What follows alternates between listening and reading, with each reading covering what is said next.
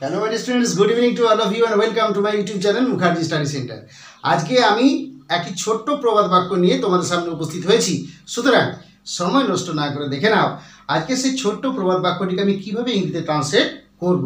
দেখে নাও আজকের যে ছোট্ট প্রবাদ বাক্যটি সেটি হলো পচা আদার ঝাল বেশি। পচা আদার ঝাল বেশি, অথবা এই পচা আদার ঝাল বেশি এই বাক্যটাকেই আবার একই রকমভাবে বলা যেতে পারে অন্য একটা বাক্য। সে বাক্যটা কি? যত গর্জায় তত বর্ষায় না। যত গর্জায় তত বর্ষায় না, অর্থাৎ পচা আদার ঝাল বেশি এর অর্থ যা হবে যত গর্জায় তত বর্ষায় না, এই বাক্যটারও অর্থ সে একই হবে। তাহলে এর অর্থ কেমন হবে দেখে নাও। দেখো আমি আনসারটা লিখছি, পচা আদার ঝাল বেশি। এখানে আনসারটা হবে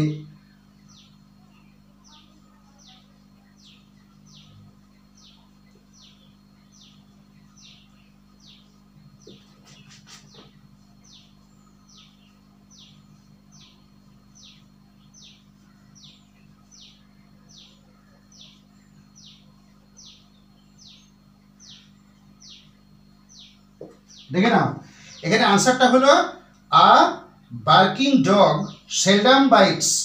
আ বার্কিং ডগ সেলডম বাইটস।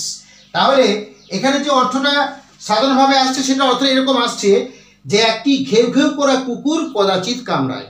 একটি ঘেউ ঘেউ করা কুকুর কদাচিৎ কামড়ায়, সেই অর্থটাকে প্রকাশ করার জন্য বলা হচ্ছে পচা আদার ঝাল বেশি, অথবা যত গর্জায় তত বর্ষায় না। তাহলে এই বাক্যটাকে যদি আমি ভাঙি কেমন হবে জাস্ট একটু লক্ষ্য করে নাও। দেখো বার্কিং ডগ সেলডম বাইটস, তাহলে এখানে যে বার্কিং শব্দটি দেয়া আছে, যেহেতু ডগটি কি নাউন বা বিশেষ্য, সুতরাং তার পূর্বে ভার্ব প্লাস আইএনজি রয়েছে এবং কাজ করছে অ্যাডজেক্টিভের মতো। সুতরাং আমি এটাকে কি বলতে পারি? এটাকে আমি বলতে পারি পার্টিসিপল অ্যাডজেক্টিভ।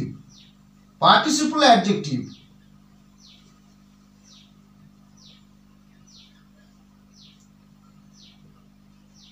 একে আমি কি বলবো? Participle adjective. সেলডম, সেলডম মানে কি বলো? সেলডম মানে কদাচিৎ। সেলডম মানে কদাচিৎ। তাহলে এর আমি সমার্থক শব্দ লিখতে পারি। সমার্থক শব্দ কি হবে? হার্ডলি। হার্ডলি অথবা কি হবে? হার্ডলি হবে একটা, অথবা হবে রেয়ারলি। অথবা রেয়ারলি, এই দুটোই কি? এই সেলডম, হার্ডলি এবং রেয়ারলি, এই তিনটেই হলো কি বলতো? অ্যাডভার্ব। এই তিনটেই হলো অ্যাডভার্ব। এরপর দেখো রয়েছে বাইটস। বাইটস মানে কি? কামড়ানো। তাহলে এখানে বাইটসটা কি অর্থে ব্যবহৃত হয়েছে? এখানে বাইটসটা ভার্ব বা ক্রিয়াপদ অর্থে বাক্যের মধ্যে ব্যবহৃত হয়েছে। তবে মাথায় রাখবে এই যে বাইটস, এই বাইটস শব্দটি, এই শব্দটি কিন্তু বাক্যের মধ্যে নাউন অথবা ভার্ব উভয় অর্থেই ব্যবহৃত হয়। তবে কি বাক্যের অর্থের উপর নির্ভর করে কখন বাইট শব্দটি নাউন হবে আর কখন বাইট শব্দটি ভার্ব হবে। তাহলে কি দেখা গেল না, আজকের যে ক্লাসে দেখা গেল যে পচা আদার ঝাল বেশি অথবা যত গর্জায় তত বর্ষায় না, এই বাক্যটাকে ইংরেজিতে ট্রান্সলেট করলে আনসারটা ঠিক এরকম হবে বার্কিং ডগ সেলডম বাইটস। এখানে বার্কিং শব্দটি পার্টিসিপল অ্যাডজেক্টিভ হিসেবে বাক্যের মধ্যে ব্যবহৃত হয়েছে, ডগটি নাউন বা বিশেষ্য হিসেবে বাক্যের মধ্যে ব্যবহৃত হয়েছে।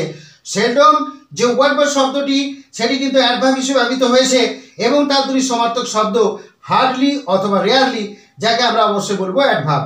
এবং এখানে বাইটস কামড়ানো অর্থে ব্যবহৃত হয়েছে এবং এটা এখানে বাক্যের মধ্যে ভার্ব বা ক্রিয়াপদ অর্থে বাক্যের মধ্যে ব্যবহৃত হয়েছে।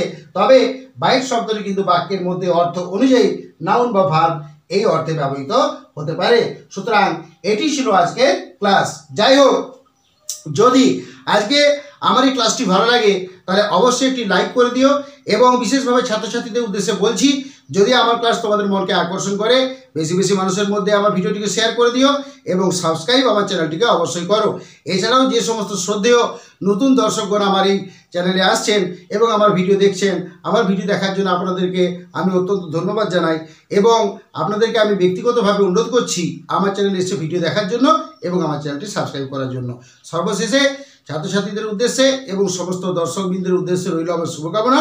ধন্যবাদ।